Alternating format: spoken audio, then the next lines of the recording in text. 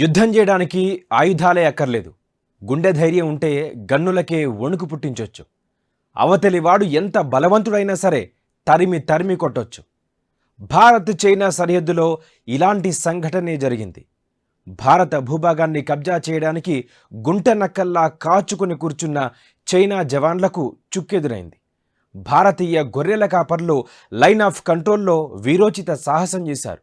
పొగరబోతూ వదరబోతూ China సైనికులను మడతబెట్టి వెనక్కి పంపారు.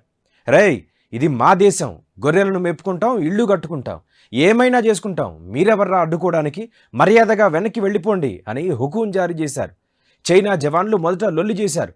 మనోళ్ళు వెనక్కి తగ్గకుండా గట్టిగా వాదించారు.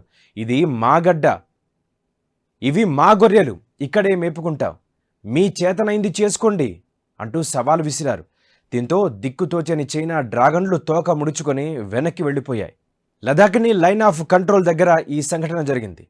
చాంగ్తాంగ్ ప్రాంతంలో పశువులను మేపుకోవడానికి భారతీయులు గడ్డి భూముల్లోకి వెళ్ళగా చైనా PLA సైనికులు అడ్డుకున్నారు. వాళ్ళు చైనా భాషలో, మనోళ్ళు హిందీలో గోలగోలగా మాట్లాడుకున్నారు. చైనా సైనికుల్లో ఎక్కువ మంది టిబెట్ వాళ్ళు ఉన్నారు. ఈ మెయిన్ ల్యాండ్లోని సైనికులతో పోలిస్తే టిబెట్ సైనికులు కాస్త సాఫ్ట్గా ఉంటారు. మొత్తానికి వాళ్ళు చైనా వాళ్లే కాబట్టి జులుం ప్రదర్శించబోయారు. లదాఖ్ కాపర్లు ఏమాత్రం వెనక్కి తగ్గలేదు. గొర్రెలను ముందుకు తోలుకుపోయారు. చైనా జవాన్లు అడ్డుకోవడానికి ప్రయత్నించినా ఫలితం లేకపోయింది. గొర్రెలతో గొడవెందుకని తమ సరిహద్దు లోపలికి వెళ్ళిపోయారు.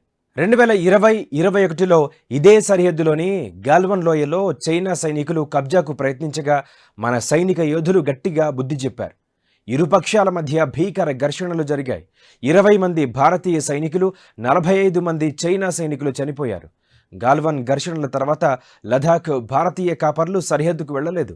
ఘర్షణలు జరిగి 4 ఏళ్లు దాటిపోవడంతో గత వారం పశువులతో వెళ్లగా చైనా సోల్జర్లు అడ్డుకున్నారు.